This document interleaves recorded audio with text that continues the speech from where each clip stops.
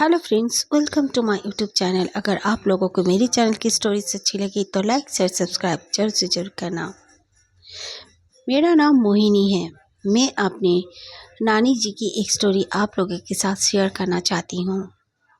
ये एक बहुत ही बहुत ही सस्पेंस टाइप का और बहुत ही अनबिलीवेबल एक कहानी यानी कि एक इंसिडेंट मेरे नानी के साथ हुआ था। एक बार की न बात है, मेरी नानी तब नई नई मैरिज हुई थी। मेरे नानू को वो ऑफिसर ग्रेड में थे। इस वजह से उनको एक पहाड़ी इलाके में ट्रांसफ़र हो गया था और वहाँ पर बहुत पहाड़ी जो लोग रहते थे, आदिवासी लोग भी रहते थे।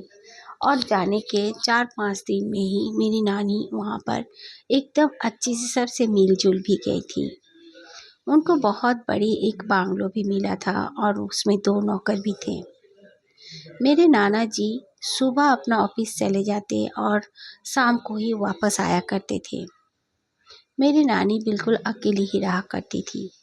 मेरी नानी क्या करती थी, जब मेरे नाना जी अपना ऑफिस चले जाते, अगर मौसम अच्छा रहता था मौसम अगर बहुत अच्छा रहता था तो मेरी नानी थोड़ा सा टहलने निकल जाया करती थी। इसी तरह वो एक दिन बहुत घना बादल, एकदम काला बादल आसमान में दिख रहा था और ठंडी ठंडी हवाएं बह रही थी। इस वजह से नानी जी को बहुत दिल कर रहा था कि वो थोड़ा बाहर की तरफ, यानी बहुत पेड़ पौधे वहाँ पर थे, वो थोड़ा घूम कर आए। वो जल्दी से अपना जो भी काम था उन्होंने निपटाती हैं और फिर ऐसे में भी 2 नौकर थे घर में, उनको कामकाज करना भी नहीं पड़ता था। वो अपना बाहर निकल गईं और जाते जाते वो काफ़ी दूर चली गईं और फिर उन्होंने देखा एक बहुत बड़ा सा पेड़ है। वो पेड़ चिनार का पेड़ कहते हैं। उस पेड़ के नीचे कुछ लोग बैठे हुए हैं और एक लड़की भी बैठी हुई है। कुछ रिचुअल करने के तरीके से वो लोग बैठे हैं। थोड़ा जंगल के अंदर तरफ मेरी नानी चली गई थी और वहाँ के लोग जो थे, एकदम घने जंगल के अंदर जो लोग रहते थे, वो लोग बाहर वालों को एकदम पसंद नहीं करते थे। कई बार तो ऐसा हुआ है कि वो लोग बाहर वालों पे अटैक भी कर चुके थे और कई बार घायल भी हो जाते थे। इस वजह से वहाँ पे जो पुलिस डिपार्टमेंट के लोग रहते थे, वो लोग अंदर जाने के लिए मनाही किया करते थे बाहर के लोगों को। मेरी नानी छुपते छुपाते उन्हें देख रही थी। देखा कि उस लड़की के ऊपर में एक पंडित ने कुछ छिड़का, कुछ रिचुअल कर रहे थे और वो जो पंडित जैसा जो बैठा हुआ था, वो भी ब्लैक ड्रेस में था और लड़की बिल्कुल दुल्हन जैसी सजी थी। फिर वो लड़की रोने लगी और ज़ोर ज़ोर से कुछ बोल रही थी, लेकिन वो आवाज़ लड़की का नहीं लग रहा था। बहुत ही मोटे आवाज़ में वो कुछ बोल रही थी। तब नानी ने देखा कि वो जो आदमी लोग वो लड़की के ऊपर में कुछ लाने के लिए, कुछ रिचुअल करके कुछ चीज़ लाने के लिए वो लोग कुछ गाना गा रहे थे। बार बार एक ही गाना को, एक ही वर्ड को लोग दोहरा रहे थे। ये सुन के नानी के जैसे दिमाग में वो जो वर्ड दोहरा रहे थे, वो दिमाग में उनका बस गया और वो जल्दी से पीछे तरफ से, जैसे वो खड़ी थी, मुड़ के जल्दी से घर की तरफ आ गई।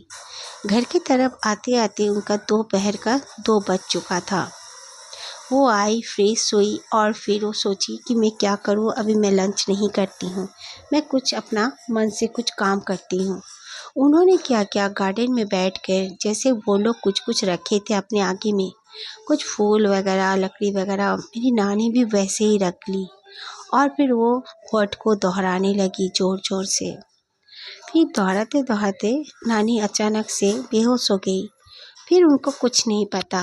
वो जब होश में आई तो पता चला तब तक मेरे नानू घर पर आ चुके हैं और नानी बेड में खुद को पाई। उनके जो सर्वेंट्स थे, उन्होंने नानी को बहुत खाने के लिए बुलाया, लेकिन नानी कहीं पे ना मिलने पर वो लोग गार्डन में अंदर की तरफ गए। तब देखा नानी वहाँ पर बेहोश पड़ी थी, क्योंकि नानी ने उनको कहा था कि मैं 1-1.5 घंटे बाद खाऊंगी, लेकिन एक डेढ़ घंटे बाद भी जब नानी नहीं आई तो उन लोगों ने ढूंढना शुरू किया और नानी को वहाँ पर पाया। नाना जी नानी को बहुत गुस्सा कर रहे थे कि क्या कर रही थी तुम वहाँ पर, ढेर सारा क्या क्या चीज़ें वो जो सब रखी थी। नानी ने कहा नहीं नहीं कुछ नहीं बोल के नानी थोड़ा घबराई हुई सी और सहमी सी लग रही थी। फिर रात के वक्त वो लोग खाना खाकर जब सो गए, अचानक से नानू को जैसे किसी आदमी का आवाज़ से ज़ोर ज़ोर से हंसने की आवाज़ आने लगी। नानू जब आंखें खोलकर देखते हैं तो नानी ही बैठ के वैसे हंस रही थी। नानू काफ़ी डर गए और डर के वो अपने सर्वेंट्स को जल्दी बुलाए और नानी फिर बेहोश हो गई। फिर सुबह जब नानू सो गए थे वो लोग, नानू जब उठे देखते हैं नानी घर पर नहीं है। वो दौड़ते हुए उस पेड़ के पास, उन लोग जब ढूंढे, पुलिस को भी रिपोर्ट किया तो नानी को उस पेड़ के पास पाया। 2 से 3 दिन ऐसे नानी उस पेड़ के पास ही मिली। ये देखकर नानू ने कहा, डॉक्टर को भी दिखाया लेकिन डॉक्टर इलाज करने पर भी नानी का कुछ प्रॉब्लम नहीं निकलता था, बिल्कुल नॉर्मल थी। इसके बावजूद नानी के साथ ऐसे हादसे हो रहे थे। तो नानू क्या करते थे, उनको कमरे में उनका जो भी काम धाम रहता था नानी का, सुबह सब करा के नानी को वहाँ पर बांध के चले जाते थे और सर्वेंट्स को कहते थे कि मैं दोपहर को आऊँगा, उसको खोलकर खाना वाना खिलाऊंगा, उसके बाद मैं फिर जाऊंगा। और उसी तरह लगातार 15 दिन नानी के साथ नानू ने किया। फिर भी नानी ठीक नहीं हो रही थी। रात के वक्त भी नानी इतना हाइपर हो जाती थी कि नानू पे भारी पड़ती थी और नानू को एकदम ऐसे मारती थी कि नानू बच भी नहीं पाते थे उनके मार से, उनके प्रहार से। फिर नानू ने एक डिसाइड किया कि मैं पूछूंगा कि यहाँ पर आसपास कोई बाबा कोई है तो ये ज़रूर कोई तंत्र मंत्र का बात है, क्योंकि उनके दोस्तों ने सुनकर नानू को इसी तरह बातें बताए थे कि यहाँ पर पहाड़ी लोग कुछ रिचुअल वगैरह करते हैं, शायद तुम्हारी वाइफ पे किसी ने कुछ किया होगा। नानी ऐसे में भी बहुत खूबसूरत थी और तब उनका उम्र भी बहुत कम था। तो नानू वहाँ पर एक बाबा थे, सबने कहा बहुत ही अच्छे, जो कि इलाज करते हैं और बीमारों को ठीक भी करते हैं। नानू पहले तो भरोसा नहीं करते थे लेकिन फिर उन्होंने मजबूरी में वहाँ जाने का डिसाइड किया और चले गए। उन्होंने कहा कि मैं तुम्हारे घर आऊँगा शाम के समय में। नानू ने कहा ठीक है। फिर उन्होंने अपने ड्राइवर को भेज के वो बाबा जी को घर पर लाए। वो घर पर आते ही नानी जोर जोर से चिल्लाने लगी और हंसने लगी। तब वो बाबा जी नानी को देखा, उनके सर पे हाथ दिया, फिर कहा कि ये जो कोई भी है तुम्हारी बीबी ने उसे खुद बुलाया है, बहुत ही गलत काम किया है।